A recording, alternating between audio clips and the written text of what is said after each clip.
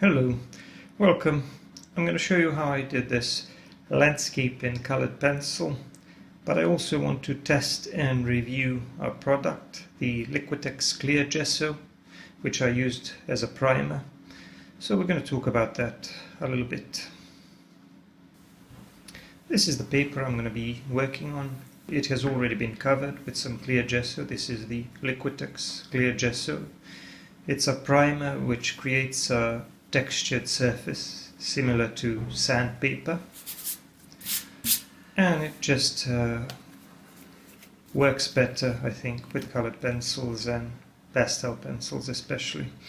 I'm just going to do a little bit of sketching here. I'm going to draw a line here because I'm going to have a wheat field, so I want this to be fairly straight. That's why I used a ruler.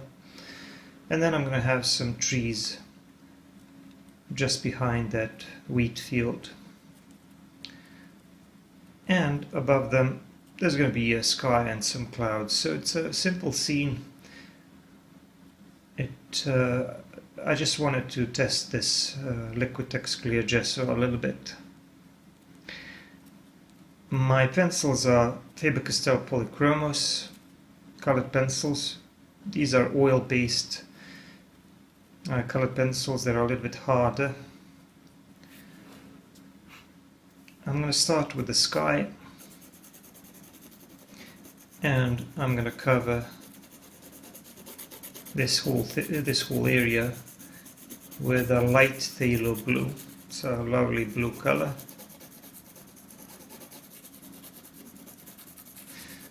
I don't know if you can tell by the sound, but it's a very rough surface and it's already creating a lot of texture, but that's okay because I'm going to be blending this.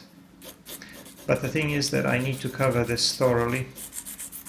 Now also this grinds down on your pencil. It wears down the pencil pretty quickly, but it also produces more vibrant marks, more vibrant colors, and it leaves a little bit of residue that you can use for blending. So on this surface you'll find that colored pencils behave differently.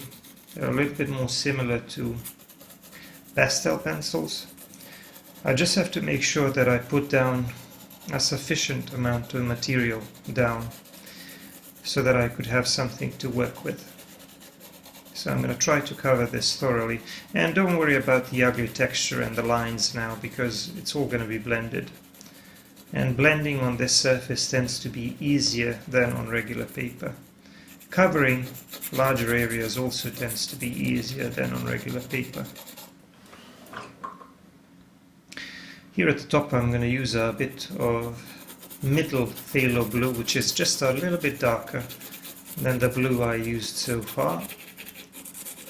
And that's going to help me create a nice gradient where the top part is going to be just a bit darker and the rest is going to be getting lighter and lighter near the horizon. Of course I'm going to have some clouds, and in order for those clouds to stand out I need to shade the background with a sufficient amount of value. And yes, I am blending with my finger. You can do this on this surface because you can move the material around, because the rough textured surface grinds down the pencil and it allows you to move that pigment around. So once I'm happy with the amount of blending, I'm just gonna make this top part just a little bit darker with that middle phthalo blue. And after that I'm going to start working on the clouds. Now you have to know the limitations of your materials, and I knew immediately that even though I can put lighter marks on top of the darker layers, it's not going to be perfect. So I decided to start with an eraser. This is a Tombow Mono Zero eraser, and I'm going to use it to draw some of the lighter parts of the clouds. So the thing about this textured surface, when you cover the paper with clear gesso, it creates something like a sanded paper, but it's not quite as good as sanded paper. And even though you can put lighter details or lighter marks, lighter layers on top of the darker ones. Basically, you can work from dark to light. It doesn't work quite as well as it does on sanded papers, or at least the better ones.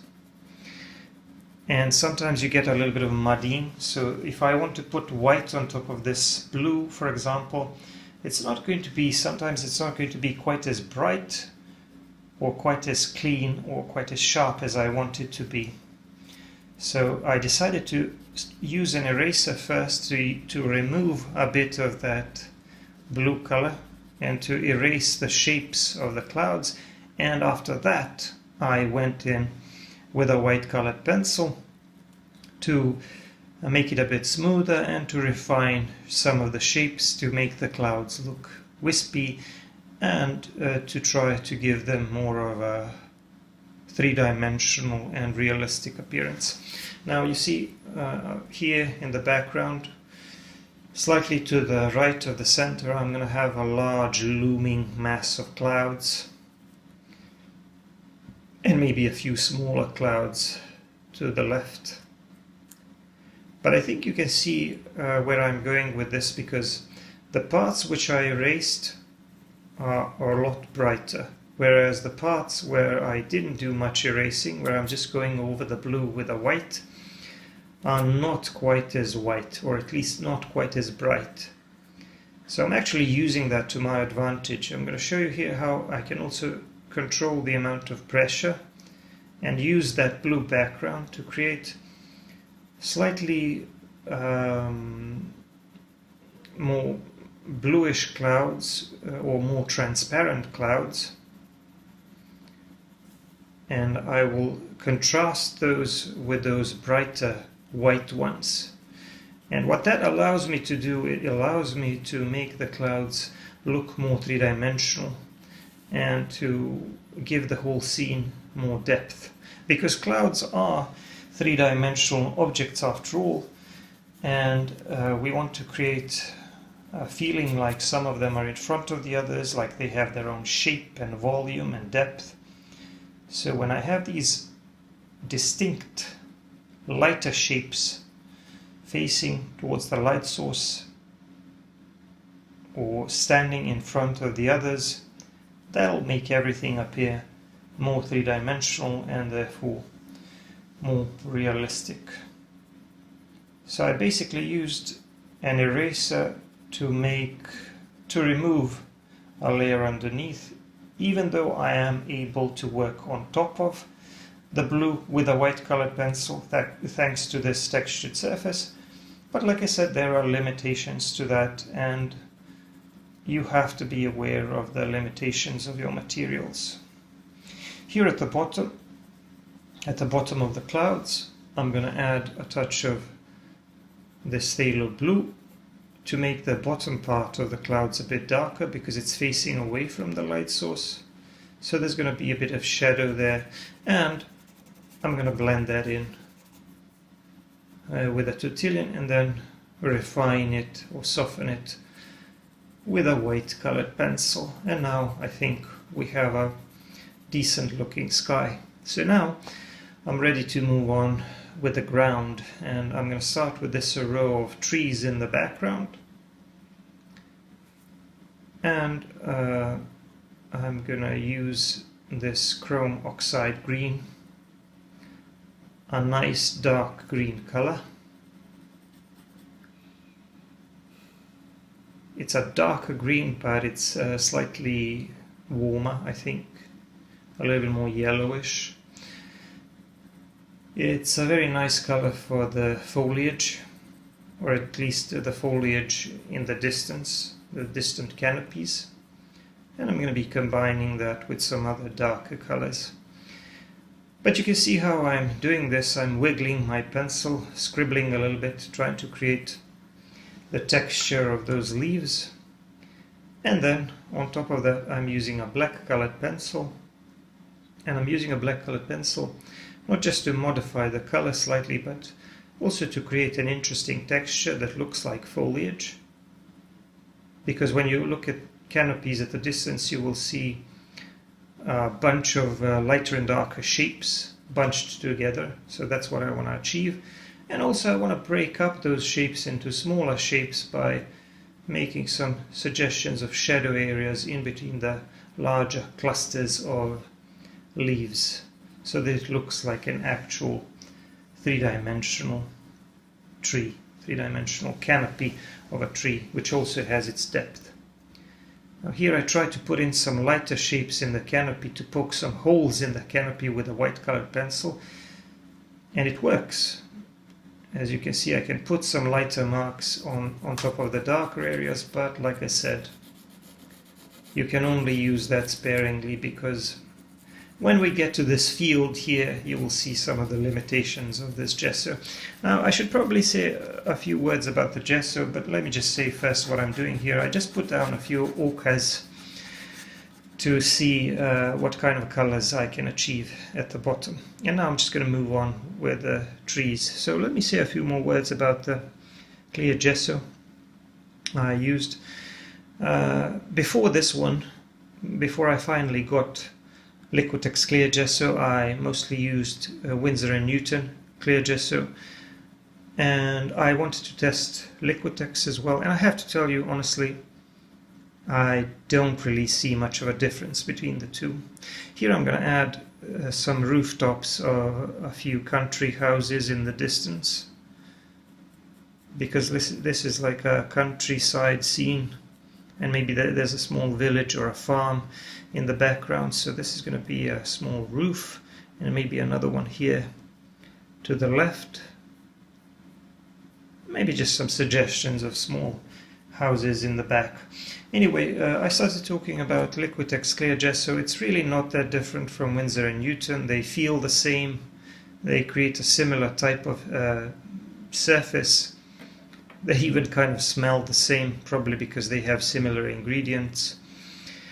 And my general conclusion was that even though they do work in the sense that they create a textured surface, they are not as good as fine sandpaper or some of the artist quality sanded papers, because the tooth can be a little bit too much, and it's kind of rough. It feels like a low grit sandpaper, but also it doesn't really grip as many layers. It doesn't allow you to put in quite as many layers as sanded paper.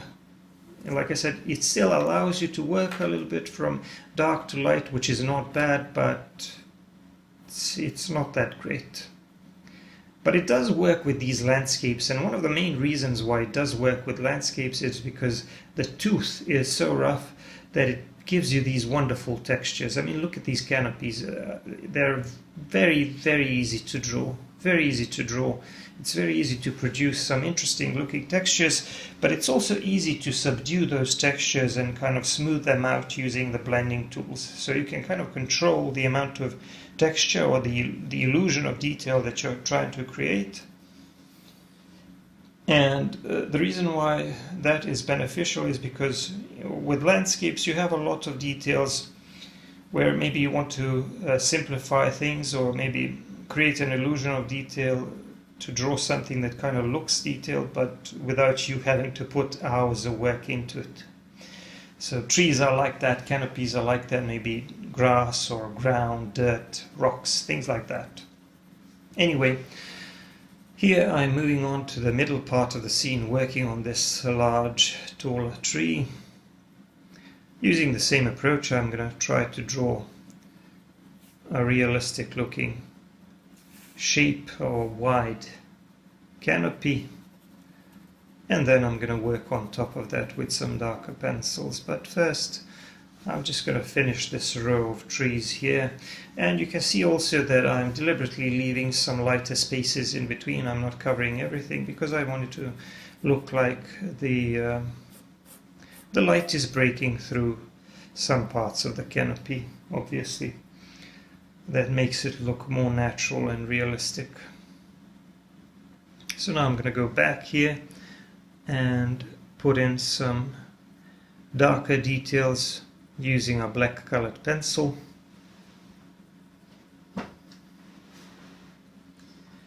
I'm going to add a touch of value, a little bit more value at the bottom, because you would expect more shadow there, and maybe a bit more shadow on the right side, just a little bit more, because my light is coming a bit more from the left. So the right side of everything is going to be just a little bit darker, but the light source is mostly coming from above. So the bottom of the trees and bushes and all of these canopies is going to appear a bit darker. And these trees and the houses are kind of looming beyond this wheat field, and I'm going to get to the wheat field as soon as I finish these trees, using the same approach, just scribbling with my black colored pencil on top of the green one to create some interesting textures and to divide or break up these larger greenish shapes into smaller shapes, into smaller groups or clusters of foliage. And once that is done, I'm going to be ready to move on to this wheat field. For the wheat field, I decided to use an ochre, but I have two different ochres. And first I tried with this burnt ochre, which is a little bit more orangey and a bit more reddish. And I also have another yellowish ochre, I think it's called yellow ochre. And I realized that the yellow ochre is probably going to do a better job, but I first laid down a little bit of the burnt ochre and then I put some yellow ochre on top of that in order to combine these. But those are already, I suppose, two layers, even though the first one was very thin. But that's later going to appear to be a problem, because I wanted a really saturated, strong yellow color. So I put in more of my pencil, and later that'll prove to be a problem when trying to put in some lighter details on top, because I already wore down the tooth. And let me get back to what I was saying about these gessos. I think they are probably better for pastels, for pastelists, especially those who like a bit of tooth. They can work with colored pencils. I've already done a number of drawings with them, and I like using them when I draw landscapes. Here I'm just trying to draw some shadow areas in that wheat field to increase the depth and to make it look more interesting.